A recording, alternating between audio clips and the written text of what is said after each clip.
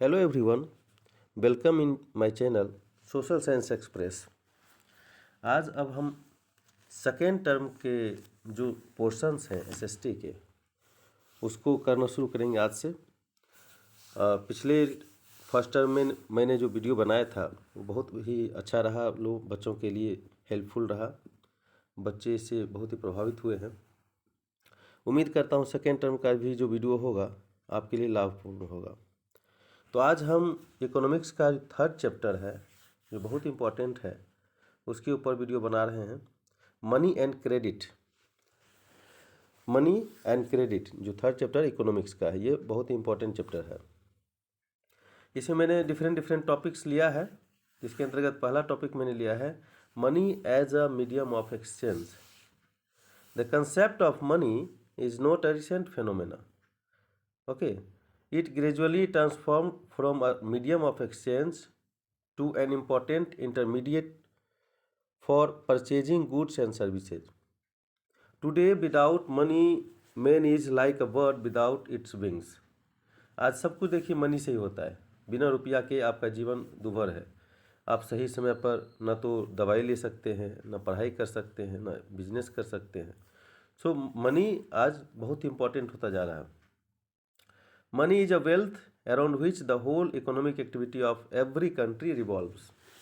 Not only in India, but in every country you can see the money is an important aspect. It was the barter system when things were exchanged with goods without use of money. पहले जो था barter system था। Barter system एक ऐसी व्यवस्था थी जिसे वस्तु विनिमय बोलते हैं। वस्तु मतलब सामान, विनिमय मतलब आदान प्रदान, वस्तु का आदान प्रदान किया जाता था। बार्टर सिस्टम पहले भी चला आ रहा था, उसके बाद मनी का कंसेप्ट आपके सामने आया, एक्सेप्टेंस आया। लेकिन उसमें सबसे बड़ी समस्या थी डबल कॉन्सिडेंस ऑफ बॉन्ड की, यानी कि वैसा आदमी खोजना जो आपके सामान को ले और आप उसके बदले में आप जो सामान चाहते हैं वो सामान दे दे। ऐसे आदमी को खोजना, ऐसे पर्सन को खोजना बहुत ही डिफ़िकल्ट था, जिसे डबल कॉन्सिडेंस ऑफ बॉन्ड बोलते थे। ये उसका ड्रॉबैक था।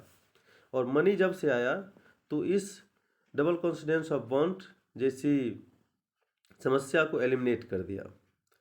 और चूँकि ये स्टोर आसानी से किया जा सकता है मनी को, और एक्सेप्टेड है कॉमन पीपल के द्वारा भी, है ना, सब जगह एक्सेप्टेड है, इसलिए यह आज ज़्यादा डिमांड में आ गया। So it was a barter system when the things were exchange with goods without use of money. Such a system was quite complicated. Now use of money. Money के यूज से आप क्या कर सकते हैं? To sell and buy the goods. आज money की वजह से हमारा सामान खरीदना बेचना आसान हो गया। To exchange different service with money. आप अगर किसी भी सर्विस को एक्वायर करना चाहते हैं तो मनी के माध्यम से कीजिए, और उस मनी को फिर उस मनी को पेड करके किसी भी सर्विस को एक्वायर कर सकते हैं, और सामने वाला उस मनी से फिर दूसरे सर्विस को वो भी एक्वायर कर सकता है। तो ये एक्सचेंज के रूप में, एक रोटेशन के रूप में बहुत ही हेल्पफुल रहा है। A person holding money can easily exchange it with any commodity और सर्विस दैट ही डिजायर। तो मनी का ये यूज है। Why is the money transactions system better than the barter systems? इसका कंपैरिजन करके देखते हैं, बहुत ही इंपॉर्टेंट। मैं इस वीडियो में मैंने क्वेश्चन वाइज क्वेश्चन बना करके इस वीडियो को मैंने आसान करने की कोशिश किया है, ताकि बच्चे समझते जाएं। किसी भी तरह का क्वेश्चन अगर आए तो उसके माइंड में वो सेट हो जाए। Why is the money transaction system better than the barter system? In a barter system commodities are exchanged with commodity. In such a system, two parties are required who are ready to sell and buy each other commodity. This is called double consideration of want. But if transactions are made in money, then there is no any such need of double consideration of bond. With the help of money, one can buy a commodity of his own choice, है ना, whenever he so desire. He need not wait for the other person to agree to exchange his goods with his own goods. Thus, money makes the economic activities quite independent from each other. Clear? क्या है, money के माध्यम से हम कोई भी सामान को आसानी से खरीद सकते हैं, एक्सचेंज कर सकते हैं, या कोई भी सामान को आसानी से बेच सकते हैं। अब जो मनी हमारे पास आ गया तो उससे फिर हमारी नीड की जो ज़रूरत होगी, हमारी नीड की जो चीज़ें हैं उसको फिर से हम एक्वायर कर सकते हैं, ले सकते हैं। Why is money accepted as a medium of exchange? आखिर मनी को क्यों एक्सेप्ट किया जा सकता है, सबके द्वारा क्यों एक्सेप्ट किया गया है? The modern currency is merely a paper currency. The modern currency is authorise by the government of India. यह कमेंट है, थोड़ा गलत प्रिंट हो गया है। The modern currency is merely a paper currency. Mostly देखिए पेपर करेंसी और coins के रूप में हम देख रहे हैं मॉडर्न आज की डेट में जो करेंसी है यूज करते हैं। और ये करेंसी सरकार के द्वारा, गवर्नमेंट ऑफ इंडिया के द्वारा ऑथराइज्ड की जाती है। Therefore it is accepted as a medium of exchange by all. इसलिए आपको कोई मना नहीं कर सकता कि मैं आपका ये 10 का सिक्का या कोई भी 100 का नोट्स मैं नहीं लूँगा, है ना। इसलिए यह एक्सेप्टेड है। Role of bank. अब देखिए अपना नेक्स्ट आपका जो टॉपिक आ रहा है यह है रोल ऑफ बैंक। आखिर मनी की बात हुई तो बैंक कैसे अछूता रह जाएगा? मनी का बैंक से जन्मों जन्मों का रिश्ता है। Role of bank in the economy of the country. Bank क्या करता है? इन सारी सिस्टम में बैंक का क्या रोल है? It keep the money in safe custody. Suppose आपके पास 1 लाख 2 लाख रुपया किसी स्रोत से आया, अगर आप अपने घर में रखेंगे तो अनसेफ है। हो सकता है आपके घर में आपके घर के मेंबर ही उस पर हाथ मार दे, या फिर बाहर के लोग ही उस पर नज़र गिरा दे, चोरी हो सकती है, डकैती हो सकती है, आग लग सकता है, कुछ भी हो सकता है। बट अगर हम बैंक में उसको सबमिट करते हैं, बैंक में भी उसको जमा कर डिपॉजिट कर देते हैं तो हमारा सेफ हो जाता है। And give interest on the money deposited by the people. जो रुपया हम जमा करते हैं केवल रुपया ही नहीं मिलता, बल्कि उसके बदले में हम लोगों को कुछ इंटरेस्ट भी बैंक देती है, यानी कि रुपया का इंटरेस्ट भी मिलता है। Then the bank mediate between those who have surplus money and those who need money. आपने जो बैंक पे रुपया जमा किया उसका क्या करता है बैंक? वो बैंक अपने पास रुपया रखेगा तो कहाँ से आपको ब्याज दे पाएगा? नहीं दे पाएगा। तो क्या करता है, कुछ लोगों को घर बनाने के लिए, कार खरीदने के लिए, बिजनेस स्टेबल करने के लिए मनी की ज़रूरत है, लोन की ज़रूरत है, तो उसको यह हाई इंटरेस्ट रेट पर लोन प्रोवाइड करता है। And provide cheap loan. लोगों को चीप लोन और लोन की स्रोत की अपेक्षा ये चीप लोन प्रोवाइड करता है। Boost the countries industry and agriculture by providing loans. ये अपने देश की इंडस्ट्री को और एग्रीकल्चर को लोन प्रोवाइड करके उनको सुविधा प्रदान करता है। And also solve the employment problem of the country. इतनी सारी व्यवस्थाओं के लिए वो विभिन्न स्तर के लोगों को एम्प्लॉयड भी करता है, जिससे बेरोजगारी की समस्या भी समाप्त होती है। तो रोल ऑफ बैंक बहुत इंपॉर्टेंट था। रोल बैंक क्या करता है, क्या काम करता है अपने देश के डेवलपमेंट के लिए, इकोनॉमिक डेवलपमेंट के लिए, इसको आप देख लेंगे। How do bank mediate between those who have surplus money and those who need money?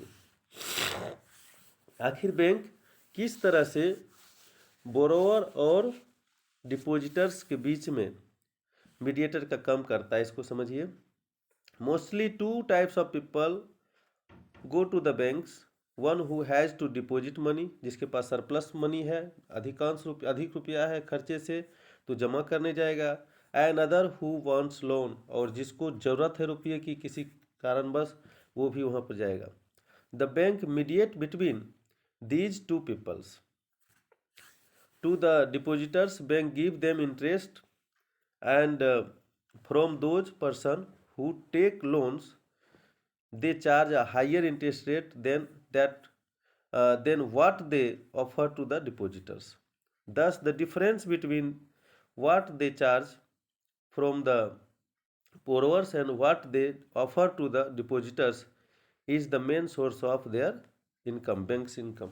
अब देखिए क्या करता है, जो भी इंटरेस्ट रेट लगाया बोरोवर के ऊपर, या फिर जो भी डिपॉजिटर्स को ये दे रहा है, इसका जो डिफरेंस होता है, जैसे सपोज करिए 6% के ब्याज दर से, सालाना ब्याज दर से मैंने रुपया जमा किया था, तो ये हमको बैंक 6% दे रहा है उसका ब्याज।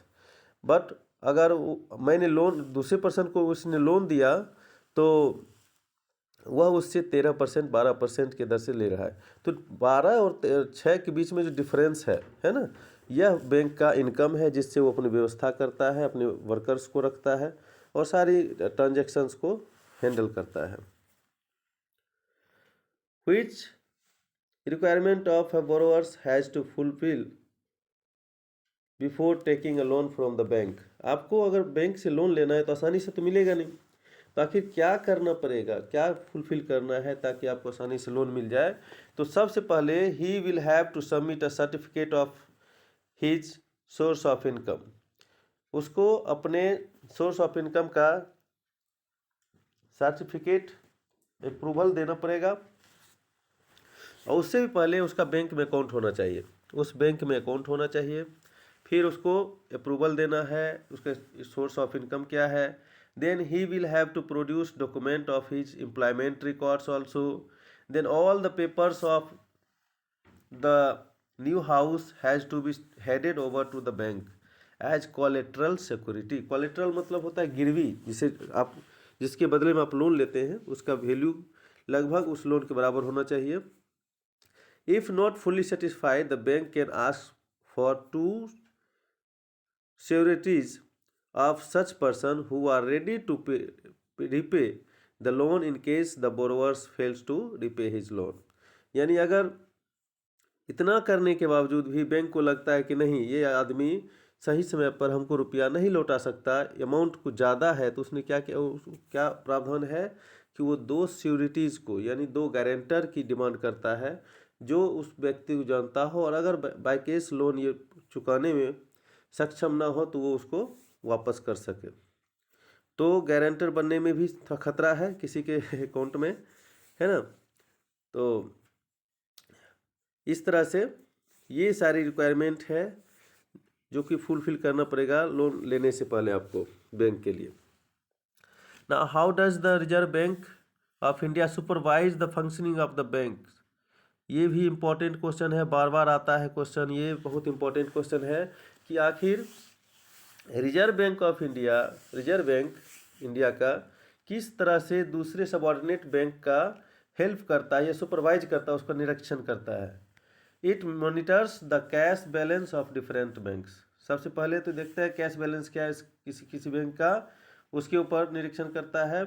Also sees that the bank give loans not just to the profit making business and traders but also to some small cultivators, small scale industries and other small borrowers। ये भी देखता है कि बैंक केवल प्रॉफिट मेकिंग बिजनेस यानी बड़े businessman को ही केवल या ट्रेडर्स को ही लोन नहीं दे रहा है, बल्कि आम जनता को भी अगर ज़रूरत है तो लोन प्रोवाइड करता है या नहीं, इसका निरीक्षण करना रिजर्व बैंक ऑफ इंडिया का काम है।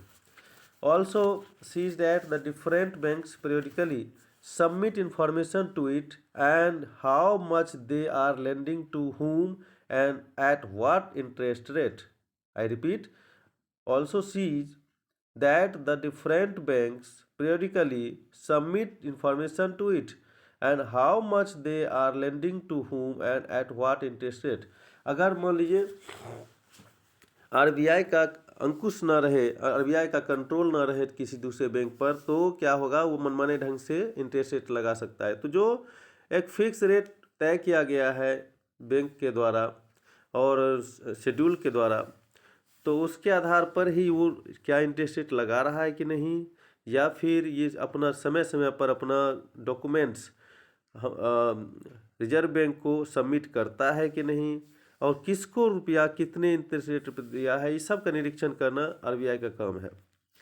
रोल ऑफ, अब देखिए टॉपिक चेंज हो रहा है, role of credit for development. Credit क्या है? क्रेडिट मीन्स मनी, लोन, है ना। क्रेडिट मीन्स लोन, ऋण। क्रेडिट का बहुत बड़ा इंपॉर्टेंट रोल है। वैसे तो क्रेडिट भगवान ना करे किसी को लेना पड़े, क्योंकि लोन सबके लिए सफल नहीं रहता है, सबके लिए सुखकर नहीं है। It play a major role in the development of a country by creating better facility for agriculture and industrial activities. Suppose आपके पास कुछ एकड़ ज़मीन है लेकिन आपको पानी की सुविधा नहीं है, वहाँ पर सिंचाई की सुविधा नहीं है, या फिर वहाँ पर बिजली की व्यवस्था नहीं है, या आप उसमें हॉर्टिकल्चर करना चाहते हैं, कुछ किराना चीज़ उगाना चाहते हैं, तो ऐसी चीज़ों में, ऐसे टाइम में आप क्या फेंसिंग करना चाहते हैं, तो आपको बैंक का या किसी और लोगों का हेल्प लेना पड़ेगा ताकि आप उसमें कुछ मनी लगाकर बेहतर उससे प्रोडक्शन ले सकें। तो इस समय तो ये हेल्पफुल हो जाता है। It help from all the work of the life in setting up their business, increase their earning and support their families. अगर सपोज आपके बच्चे को अब्रोड भेजना है एजुकेशन के लिए, या अपने कुछ बिजनेस को स्टेबल करना है, तो भी ये लोन आपको या क्रेडिट आपको फ़ायदेमंद होगा। To some people, loan help a lot constructing their houses and get rid of the monthly rents. आप अगर मंथली रेंट पर रह रहे हैं शहर में कहीं, तो अगर आप लोन लेकर घर खरीदते हैं तो इससे आपको छुटकारा मिल सकता है। एंड अदर लोन्स और credits help a lot in raising their social status by enabling them to buy car, scooters, televisions, mobiles, etc. कुछ हद तक लोग अपने सोशल स्टेटस को भी बढ़ाने के लिए लोन लेते हैं, जैसे कि अभी आज की डेट में देखिए जितना भी काम हो रहा है फाइनेंस के माध्यम से हो रहा है, और ये ज़्यादा ही बेहतर है, ताकि अगर हम सही समय पर कोई सामान ले लेते हैं और तो हमारे लिए फ़ायदेमंद होगा ही, और इससे सोशल स्टेटस में भी बढ़ोतरी होती है। अब देखिए लोन ले तो लिए, तो लोन कितने तरह का होगा, तो दो तरह का लोन है, दोनों का कंपैरिजन करके डायरेक्ट मैं आपको बताता हूँ, एक एक ना करके। एक और वीडियो इसके लिए बनाऊंगा मैं, शॉर्ट में सब कुछ रहेगा, वेरी शॉर्ट इस चैप्टर का वीडियो एक बनाऊंगा मैं। इसके बाद formal sector and informal sector of credit, दो तरह का क्रेडिट है, formal sector and informal sector. समझिए क्या है। Formal sector loans for such loans which are taken either from the bank or the cooperatives or the cooperatives, while informal sectors are the loans which are taken from the money lenders, traders, employers, relatives and friends. इस sentence में थोड़ा कहीं कहीं गड़बड़ी है, आप केवल सुन लीजिए। फॉर्मल सेक्टर लोन्स जो है हम या तो बैंक से लेते हैं या कोऑपरेटिव से लेते हैं, है ना, सहकारिता समिति से लेते हैं।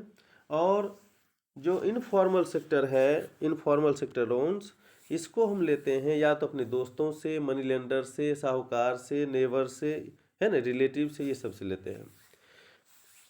In case of the informal sector loans the rate of interest is quite high, देखिए as 3 to 4% per month. But if the loan is taken from a bank, the rate of interest is usually very low, about 8 to 10% per year. देखिए ध्यान दीजिएगा, per month और per year में बहुत difference है। देखने में लोन बहुत कम, चाहे 2% ही आपसे ब्याज लेता है आपका फ्रेंड, तो देखने में बहुत छोटा रकम लगता है कि यार 2% पर मंथ है, कितना कम है। बट 1 लाख रुपया आपने लिया है अपने दोस्त से, तो अगर 2% भी ब्याज आपको देना है पर मंथ, तो कितना हो गया, 12 दूना 24% आप उसको ब्याज देंगे, यानी 1,24,000 पेड करेंगे। बट अगर बैंक से लोन लेते हैं और 8 से 10% भी हमको देना है, तो लास्ट में साल के अंत में हमको 1,08,000 10,000 मात्र देना है, यानी कि 14,000 रुपये का अंतर आ रहा है।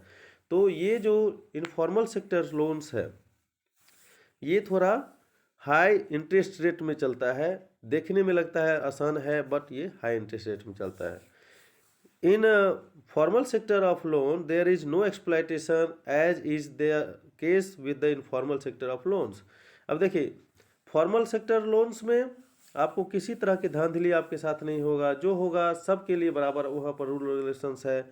बट यहाँ पर इनफॉर्मल सेक्टर लोन्स में आपके पास ना कागजात है, ना कुछ कोई गारंटी है कि आपने कितना लोन लिया था, क्या ब्याज की बात की गई थी, यहाँ पर आपके साथ धोखा हो सकता है। Now as the people are more benefited by the formal source of credit, so every effort should be made to expand formal source of credit. सरकार को चाहिए कि फॉर्मल सोर्स ऑफ क्रेडिट को ज़्यादा से ज़्यादा बढ़ावा दे ताकि ज़्यादा से ज़्यादा लोगों को लाभ मिल सके। इसी के तर्ज पर देखिए कोऑपरेटिव बैंक्स, सहकारिता बैंक्स या ग्रामीण बैंक गाँव में और इस सब एरिया में खोला गया है। अब एक चीज़ और मैं बता दूं कि आखिर में कौन कौन से लोग कहाँ, अक्सर शहर में देखेंगे, शहर में अगर बैंक की बात लोन की बात की जाए तो शहर में लोग लोन हमेशा बैंक और कोऑपरेटिव से ही लेते हैं क्योंकि वहाँ सुविधाएं उपलब्ध है। लेकिन ग्रामीण क्षेत्र में, रूरल एरिया में अगर देखेंगे कौन सा लोन ज़्यादा प्रभावशाली या ज़्यादा प्रचलित है तो उसमें आप देखेंगे कि मनी लेंडर से, इनफॉर्मल सेक्टर ना, मनी लेंडर से, फ्रेंड से, रिलेटिव से, इस सब से ही लोन लोग लेते हैं। Now role of cooperative society and self help group. आपकी बुक में एक बहुत ही इंपॉर्टेंट टॉपिक दिया है सेल्फ हेल्प ग्रुप, जिसके बारे में आपको जानना बहुत ज़रूरी है। SHG है ना, फॉर द पुअर्स, ये पुअर के लिए खास करके होता है और आजकल महिलाओं का एक हेल्पिंग हैंड हो गया है सेल्फ हेल्प ग्रुप, है ना। The different group of society can pool their resources and form their own cooperative society which can help its member by providing them loan at cheap rates। अब क्या है, self help group में 20 ही खेलते हैं लोग। इसमें क्या होता है, 20 लोग कलेक्ट हो गए और प्रत्येक मंथ 500-500 रुपये जमा करके अपने ज़रूरत की चीज़ों को जमा करके ज़रूरत की चीज़ों को खरीद सकते हैं और एक अच्छी रकम जनरेट कर लेते हैं पर मंथ, है ना। तो और इसमें आपको ना ब्याज लगना है, ना कुछ किसी तरह की लाइबिलिटीज़ देना है। तो इसमें क्या होता है, ना कोरिलेटर्स का कोई लफड़ा है, तो इससे लोगों को हेल्प मिलता है। Some small group of people specially women between 15 to 20 in numbers have formed their self-help group. These group advance loan to their members to meet their need at very nominal interest rate। कुछ interest rate भी इसमें paid करना होता है ताकि members जो collectively वहाँ जमा हो रहे हैं तो उसको कुछ लाभ मिले, कुछ और अदर वर्क कर सके वो लोग। Through this way of saving, people save themselves from the exploitation of the money lenders and from cumbersome procedure of bank loans in certain part of the country. After a year, if such group is regular in its savings, it becomes eligible for availing loans from the bank।